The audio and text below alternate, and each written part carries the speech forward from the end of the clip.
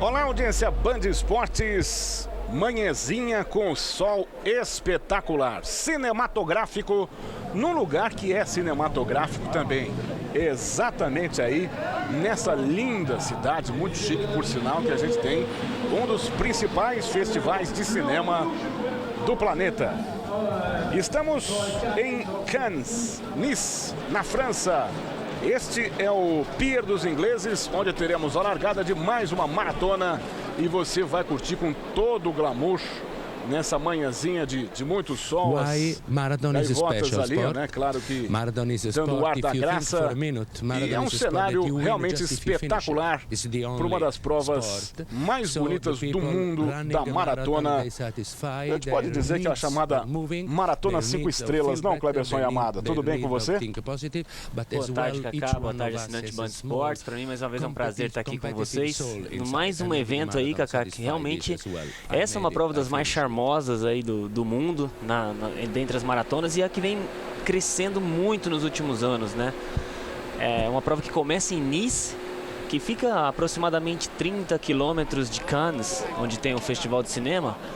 Mas como a prova tem algumas passagens por pontos turísticos, aí acaba se completando os 42 quilômetros, né? E aí a largada, Cacá. Pois é, para o bom maratonista, 30 quilômetros é fichinha. Fichinha, né?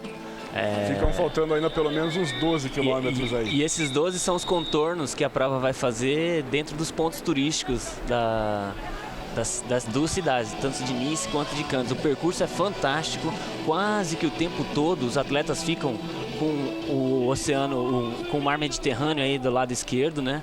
Aí o mar da Riviera Francesa, né? Que é conhecida como Côte d'Azur, que é a Costa Azul aí da França, um dos lugares mais bonitos e mais requisitados por turistas, né? A segunda cidade mais turística da França, né? Pois é, e com esse cartão postal a gente vai embalar esse programa de uma maratona fantástica que, claro, como sempre, tem etíopes e quenianos liderando aí no bloco de elite. E atrás fica o público, principalmente turistas, pessoas que estão de passagem, já que é uma cidade extremamente turística e muito glamourosa, muito charmosa nesta Europa do Mediterrâneo. Bom, esse é o cenário diferente de quem vem atrás, né? Porque aí estão os quenianos e etíopes que perfazem o bloco principal. Você percebe que a largada às 8 da manhã, o sol está nascendo, né? Então a sombra dos atletas fica lá muitos metros de distância ao nascer do sol, com o Mediterrâneo do lado esquerdo. Algumas poucas passagens os atletas saem, né? É uma prova flat, ela não tem subidas nem descidas, ela é quase que o tempo todo plana, o que facilita muito para os atletas melhorar os resultados, né? O recorde dessa prova atualmente está em torno de 2 horas e 10 minutos. 2 horas e 10 minutos e 40 segundos. O tempo... Existe uma grande possibilidade de melhora do recorde hoje aí. Bom, os primeiros 5 quilômetros vencidos aí, cerca de 15 minutos, você vai acompanhando. A gente vai mostrar, é um programa que mostra os melhores momentos da prova. Nesse instante, alguns atletas passam ali para tomar um refresco, né, para hidratação normal e natural. E a temperatura me parece muito boa, porque apesar de algumas pessoas aqui atrás, no bloco turístico, usarem aquele agasalho, a gente vê que logo no início, a gente tem aí cerca de 15 graus, né, tirando uma média, o que perfaz uma temperatura muito agradável para quem está disputando, né? O que, Cacá, é recomendadíssimo assim, para a maratona que a temperatura seja isso, né? Entre 15 e 20 graus é uma temperatura muito adequada. Não pode ser muito frio, mas também não muito quente, para que os atletas possam render bem durante todo o percurso. Essa é uma das provas que promete, no futuro próximo, ser uma das grandes provas, porque por ter o percurso plano, por ter uma temperatura agradável e a umidade do ar satisfatória, vai ser uma prova que dentro em breve os atletas de elite vão procurar para bater recordes, né? Pois é. Além, claro, que desse apelo todo. Essa prova está mais ou menos aí para a maratona como o circuito de Mônaco para a Fórmula 1, vamos dizer assim. E claro que com todos os detalhes o Cleberson já passou, por ser um circuito extremamente plano, isso ajuda demais a difusão desse evento.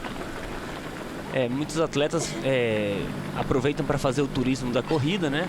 Já conhece Cannes, já conhece Nice, e muito próximo ali tem Gênova na Itália, tem o próprio Mônaco, como você mesmo citou agora, e Barcelona, que fica a poucos quilômetros também no Mediterrâneo. Existem até cruzeiros de travessia saindo de Cannes diretamente para Barcelona. E essas são algumas figuras típicas de provas, sujeitos que vêm aí fantasiados, mascarados, como é muito comum, por exemplo, na São Silvestre, que não é nem uma meia maratona, mas também proporciona com que o público em geral possa festejar, né? Você vê a organização do evento, né, Cacá? Eles colocam água a cada 5 km, postos de hidratação, os isotônicos também a uma certa distância, muito satisfatória para os atletas. E aqui a organização da São Silvestre inovando, tentando mudar, e não conseguem melhorar o evento, né? Pelo contrário, né? Muitas críticas com relação à alteração do percurso, que não mais é finalizado na Avenida Paulista, que é o símbolo de São Paulo, que essa semana, aliás, completou 120 anos. E aí o momento que os atletas tomam ali uma chuveirada, né, com o próprio copinho de água. O chuveiro foi extinto para que não houvesse maiores problemas, não só da temperatura corporal, mas também do tênis, que fica muito empoçado ali.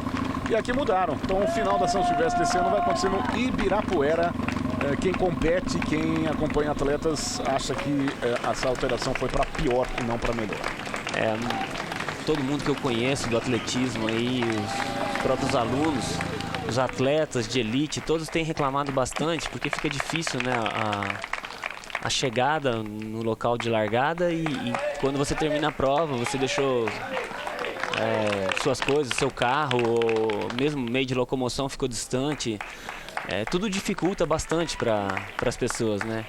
E foi abolida a descida da Consolação também, que era um símbolo. No início, inclusive, da São Silvestre, tinha a descida da Brigadeiro e a subida da Consolação. Aí inverteu-se o percurso, passou-se a ter a descida da Consolação, a subida da Brigadeiro, e agora eliminaram, entendem que a descida agora é da Avenida Pacaembu. E uma coisa curiosa, Cacá, que os postos médicos que ficam na linha de chegada de todas as provas, eles têm uma estatística, né, trabalho estatístico de tudo que acontece durante as provas.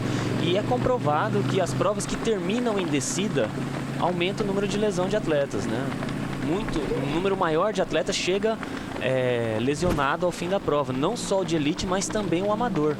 Quando a São Silvestre terminava com 2 km costa arriba, como se diz em espanhol, né?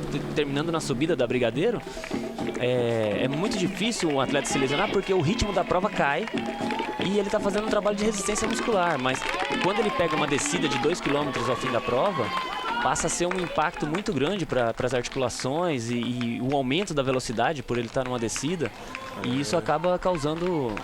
Ele já está cansado por já estar no 13º quilômetro também, né? Eu não sou tão velho assim, mas eu peguei o fim da São Silvestre quando acontecia na virada do ano, exatamente do dia 31 para o dia 1º, pegando ali a madrugada. Eu transmiti umas 4 provas nesse período, começando com 11 e pouquinho da noite e virando depois da meia-noite. Você tem muita sorte, Cacá. Você passou pelos tempos gloriosos, quando a São Silvestre ainda tinha 12.600, que ela subia a Consolação. Era muito mais legal mesmo. Bom, infelizmente não peguei essa época. Vamos voltar para cá, né? Porque a gente vai acompanhando aí exatamente essa prova Cannes-Nice. Como já disse o Kleber, pegando nos trechos mais bonitos aí da Europa, exatamente essa imagem que você tem na costa do Mediterrâneo. E aí vem o bloco de elite, formado aí por quenianos e etíopes, como sempre. Nós estamos entrando agora, Kleberson, faltando aí cerca de 6 meses para os Jogos Olímpicos de Londres, naquela fase muito importante, mais aguda de preparação para todo mundo, né? Dentro do chamado ciclo olímpico de praticamente todos os esportes. Como é que o maratonista se prepara? Vamos pegar o Marilson assim como exemplo, né? Mirando lá os jogos que acontecem em agosto do ano que vem. Pois é, a Confederação divulgou agora, semana passada, os atletas que já estão pré-convocados, e são 7, e uma lista de 17 atletas que vão receber um benefício do plano olímpico da CBAT, da Confederação Brasileira. Dentre os atletas que foram beneficiados por esse programa, o Marilson está incluído, né? Que eu acho bastante vantajoso, porque agora o Marilson não precisa mais ficar correndo atrás de uma marca, porque ele já provou mais do que todo mundo que ele consegue, ele fez nessa temporada, nas últimas temporadas, ele tem feito os resultados. Mas um cara que é bicampeão da Maratona de Nova York tem que ter o wild card, cartão verde para ele realmente, mas a Federação Internacional não permite somente por isso, né? Mas a CBAT, a CBAT, dentro dos critérios, o Marilson atingiu todos eles e conseguiu uma pré-convocação já. Então ele já pode se preparar pensando em agosto. Eu acredito que o Marilson vai utilizar uma prova aí no início da temporada, se preparando para Londres. Ano passado ele correu Londres, já pensando nisso. Ano passado não, nessa temporada ele correu Londres, já pensando nisso, foi 7º colocado, uma marca excepcional, foi o melhor resultado da vida dele. E é importante trabalhar na altitude, Kleber. A gente entende que ele tem que ficar um tempo na altitude. Muito possivelmente o treinador dele, dentro dos campos programados com a confederação, vai incluir treinamento de altitude às vésperas da Olimpíada. Eles devem ficar um período de aproximadamente 2, talvez 3 meses antes da prova já, que o Brasil tem utilizado Paipa na Colômbia como ponto de referência, né, que é uma altitude ideal que se diz para treinamento de maratonistas, que é entre 1.800 a 2.200 metros de altitude. E os atletas costumam viajar para a prova pouquíssimas horas antes da prova, se possível, né? Porque esse benefício que a altitude dá, da melhoria da quantidade de hemoglobina no sangue, permanece por até 6, 7 dias no máximo. Então os atletas têm que viajar no máximo 2 dias antes da prova, entre 2 a 3 dias antes, para chegar pronto para competir ainda com os benefícios da altitude. Aquele rapaz que venceu a maratona nos Jogos Pan-Americanos de Guadalajara, que era um lixeiro que virou atleta, esse também foi beneficiado? Esse tem cartão verde para disputar a Olimpíada? Não, o Solonei, na verdade, ainda não tem o índice olímpico, né? O Solonei, você está falando do Solonei que venceu os Jogos Pan-Americanos. Esse atleta ainda não tem o índice olímpico. Ele venceu o Pan-Americano com 2:17. A primeira maratona da vida dele foi Porto Alegre. Ele venceu Porto Alegre, se não me engano, com 2:15, que foi o índice para o Pan-Americano. Quer dizer, ele é um fenômeno por si só, só que não tem a marca necessária. Ele tem muito pouco tempo de treino ainda, né? É um atleta ainda que eu acredito que, se ele fizer o índice e ficar entre os 3 representantes do Brasil nos Jogos Olímpicos de Londres, ele está indo para adquirir bastante experiência, tem possibilidade de fazer alguma coisa interessante lá, mas é um atleta que deve pensar um pouco mais longe, pensar na Olimpíada de 2016 no Brasil. Ele vai estar com uma idade, com experiência, com uma carga de treinamento adequada para disputar a medalha realmente no Brasil. Não vou dizer que ele não dispute medalha em Londres, né? Assim como pouca gente esperava, eu esperava que ele fosse disputar uma medalha no Pan-Americano. Sinceramente esperava, pelos resultados dele e por saber do nível dos Jogos Pan-Americanos, mas a gente não espera aí ele contando ele como favorito, tanto quanto o Marilson é favorito, mas uma maratona é imprevisível, né, Kaká? Quem sabe? Pois é. Olha que beleza, né? Costa azul do Mediterrâneo. Aí passa por algumas das praias mais bonitas da Europa, né? Os lugares mais charmosos, né? Saint-Laurent-du-Var, Villeneuve-Loubet, são praias e cidades pequenas, vilarejos na costa aí do Mediterrâneo, entre Nice e Cannes, que realmente são fantásticos. Isso aí lembra na Meia do Rio um pouquinho, né? A largada da Meia do Rio também, que é um dos poucos trechos de subida que a gente vê na prova. Você passa ali pela Avenida Niemeyer, ali em São Conrado, né? Daquela subidinha. Não é o mesmo charme, né, Kaká? Evidentemente que o Brasil é mais bonito, né? O Rio dispensa maiores apresentações, né? Rio de Janeiro é Rio de Janeiro. Não tem outra cidade igual. E aí vem eles. Esse é o blocão de elite. Os africanos comandando o pelotão ali, né? O Kleberson, estudos científicos mais recentes explicam que cada vez mais o split negativo tem que ser levado em consideração dos atletas que fazem a segunda metade da prova mais rápido que a primeira. Então, cada vez mais... Opa, tem uma lesão aí. Esse está fora. Está sentindo o joelho e, lamentavelmente, está fora. Como é que funciona na prática o treinamento? Porque você tem atletas, você pega, por exemplo, a gente está citando o Marilson, né? Ele é um atleta que tem muito mais uma estabilidade, uma prova mais equilibrada do começo ao fim, do que um decréscimo de tempo na segunda metade da prova. A maioria dos estudos se baseia nos melhores resultados dos melhores atletas. Então, o que acontece, Kaká, é que os melhores atletas conseguem poupar e passar a primeira metade um pouquinho mais fraco que a segunda metade. Na verdade, eles conseguem ter um sprint melhor nos últimos quilômetros, né? Então, o segredo das provas mais longas realmente é saber dosar o ritmo. Ele conseguir atingir o limiar dele e ficar abaixo do limiar, um pouquinho abaixo do limiar o tempo inteiro, para que a produção de ácido lático não suprima toda a reserva energética dele e faça com que o músculo dele entre em fadiga. Se a produção de ácido lático ficar muito maior do que o que ele consegue oxigenar, muito possivelmente ele vai ficar sem energia para o fim da prova, né? Por exemplo, passamos os 30 quilômetros, um atleta que tem um split negativo mais acentuado, ele nesse momento ele já começa a reagir um pouco ou espera um pouco mais para o final da prova? Na verdade, assim, as estratégias de prova variam muito conforme o clima, conforme o tipo de terreno, se é acidentado, se o terreno é plano, e também conforme a temperatura, evidentemente, né, o local da prova e a quantidade de atletas que está no pelotão naquele momento, né?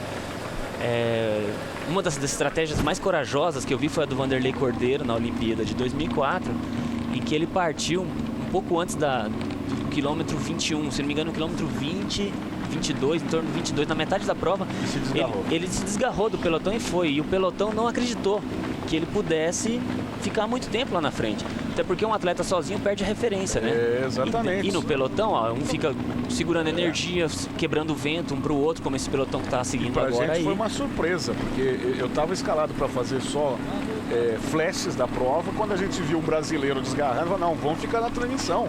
E aí seguimos até em frente. Você acha que o Vanderlei ganharia aquela prova se não fosse aquele padre irlandês doido lá? Eu vou dizer que é impossível dizer o que poderia ter acontecido, Kaká. Os estatísticos analisaram o ritmo e perceberam que a cada quilômetro o ritmo do Vanderlei estava caindo a ponto dele não conseguir. Se ele conseguisse segurar o ritmo da maneira que estava, ainda assim ele poderia chegar em segundo lugar. Em segundo, Stefano Baldini. Stefano Baldini teria ganho. Stefano Baldini é um atleta que tem muita regularidade, fica entre os 10 em qualquer maratona que ele entrou até então, aquela Olimpíada. Agora ele está se aposentando, né? Ou já se aposentou. Mas o Stefano Baldini é um atleta que ele foi um dos pioneiros no split negativo, né? Ele sempre passa a primeira metade da prova mais fraca que a segunda metade. E uma das coisas mais interessantes foi que naquele momento o Stefano Baldini fez os últimos 5 quilômetros um dos mais rápidos da história de qualquer maratona. Fez em 14:37. Enquanto que a média do Vanderlei já estava caindo para 15:40, 15:30 naquele momento, né? É impossível dizer, Kaká, realmente, porque a gente não pode dizer a motivação que o atleta estava naquele instante. O que ia acontecer se eles se encontrassem ali disputando no último quilômetro? Eu não sei em que ponto ele ia alcançar, não dá para dizer. Realmente não acredito que ele ganharia a prova. A medalha de prata seria muito mais provável pro Vanderlei, mas isso eu acho que hoje não vai fazer mais diferença para ele. Pela atitude que ele teve, ele já mereceu a medalha de ouro por si só, né? Por tudo que ele passou e pela atitude que ele teve. Só a medalha de herói olímpico, Pierre de Coubertin, já significa talvez muito mais do que a medalha de ouro, mas que não deixou de ser inédita, né? Pela primeira vez o Brasil subiu no pódio na maratona. Medalha essa entregue dentro do Estádio Olímpico, porque houve o recurso do Comitê Olímpico Brasileiro, aí não entregaram na hora ao final da prova, deixaram para entregar na cerimônia de encerramento dentro do Estádio Olímpico de Atenas. E aí continuamos mostrando para você a maratona Nice-Cannes-Nice, né? Já estamos chegando aí a Nice, e os corredores, os africanos, continuam liderando com folga, muita folga. E aí vem eles aí em busca do red carpet, do tapete vermelho, né? Vamos ver quem é que vai chegar em primeiro nesse instante da passagem. Mais um portal. Esse portal deve indicar o quê? 40? Aí já se desgarrou, né? O Lucas Kanda desgarrou um pouquinho do Hailu Schumer. É um queniano e um etíope aí, né? Olha o biótipo impressionante, né? Ele é um varapau, né? Provavelmente esse atleta deve estar em torno de 1,80 m, 1,85 m de altura. Ele deve pesar 50 e alguns quilos. Olha a perna do cara. É puro osso. Puro osso. Não é nem falta de gordura corporal, é osso puro mesmo. Olha lá.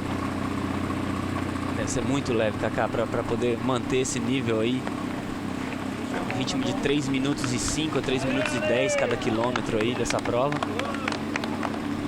São atletas que desde cedo, desde muito meninos, são obrigados a atravessar as tribos, né, africanas em busca de estudo, de comida. Enfim, o transporte deles é realmente o tênis que eles calçam, se é que calçam, porque alguns estão até descalços, né? Se comparar com o Brasil, certamente esses países africanos, Etiópia, o Quênia, eles encaram mesmo o esporte como uma ascensão social também, né? Os mesmos milhões que os atletas de futebol podem ganhar se destacarem, esses atletas desses países também vão ganhar nas corridas de rua. Tanto que hoje em dia existem quenianos morando em vários países, inclusive no Brasil, existem quenianos morando e competindo aqui, porque é difícil competir lá no Quênia, né?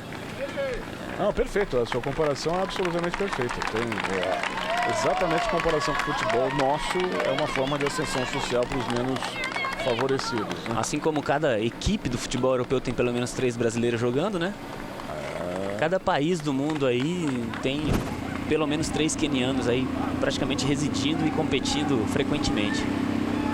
E seguimos com a prova, numa manhã realmente cinematográfica, de uma cidade que é cinematográfica.